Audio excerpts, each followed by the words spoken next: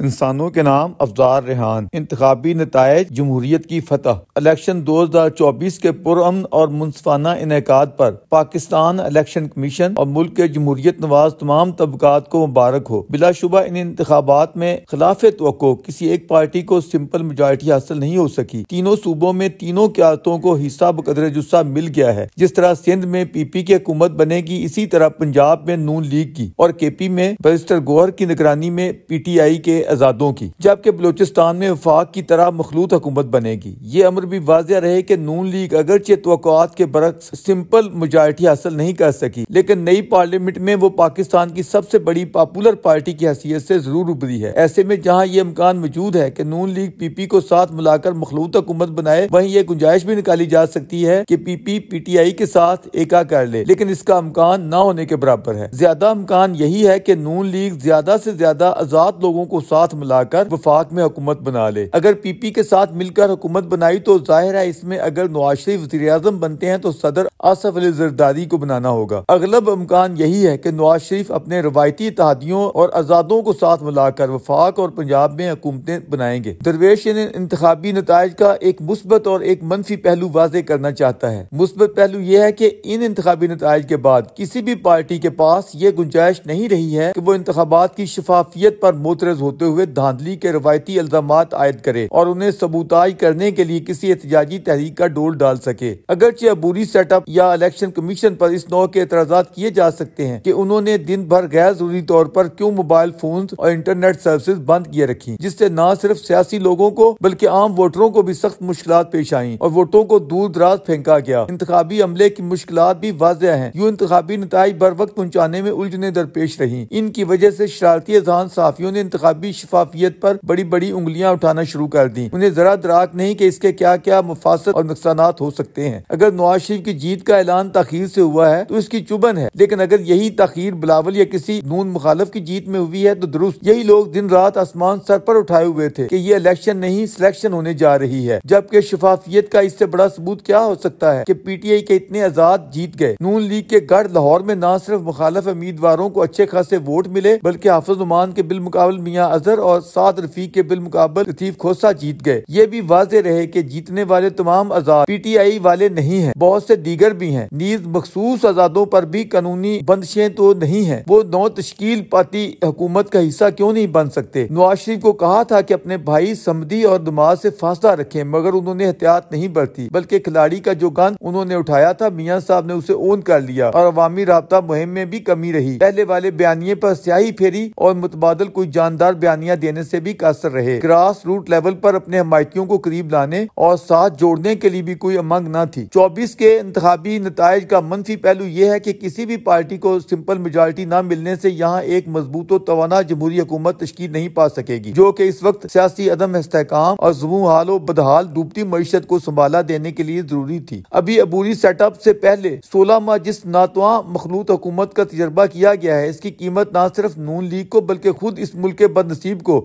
اور اس کی تباہ معیشت کو اٹھانی پڑی ہے۔ جب مضبوط و مستحکم سیاسی اور جمہوری حکومتیں نہیں بنتی تو طاقت کا توازن غیر منتخب طاقتور قوتوں کے پاس چلے جاتا ہے۔ نتیجتاً قومی پالیسی سازی عوامی منگوں کی بجائے طاقتوروں کی مرضی سے طے پاتی ہے۔ خالص عوامی مفاد میں بڑے بڑے اقدامات دھرے کے دھرے رہ جاتے ہیں۔ سیدھے لفظوں میں ہائیبرڈ سسٹم کے تحت وزیر اعظم سے بڑھ کر حافظ صاحب تگڑے ہوں گے، لیکن اگر یہ سب لوگ مل بیٹھ کر یہ فیصلہ کر لیں کہ ہم لوگوں نے قومی اور عوامی مفاد کو ہر چیز پر فائق رکھنا ہے اور ایک دوسرے کو اعتماد میں لے کر اس طرح آگے بڑھنا ہے کہ آئین اور پارلیمنٹ کی بالادستی پر حرف نہ اٹھے، تو ایک نوع کے چیک اینڈ بیلنس کے ساتھ جمہوریت کی گاڑی آگے بڑھ سکتی ہے۔ آخر ویسٹ میں بھی تو ایسی مثالیں موجود ہیں کہ صرف ایک سیٹ کی میجارٹی کے ساتھ جمہوریتیں اپنا ٹرنیور خوش اسلوبی سے پورا کر لیتی ہیں۔ اصل چیز جس کی یہاں ضرورت ہے وہ آئین کی مطابقت میں نہ صرف شخصی بلکہ ایک دوسرے کے عوامی مینڈیٹ کا احترام، رواداری و برداشت کا جذبہ ہے۔ ان انتخابی نتائج نے یہ بھی سمجھایا ہے کہ اگر آپ سچی لگن سے کھڑے ہوں تو مقتدرہ بھی آپ کو آؤٹ نہیں کر سکتی، نہ ہی اقتدار کے سنگھاسن پر بٹھا سکتی ہے۔ عوامی طاقت کے سامنے کسی کی اتھارٹی نہیں۔ کے پی میں پختون بھائیوں نے یہ جتلا دیا ہے کہ دوستی اور وفا نبھانا کسے کہتے ہیں۔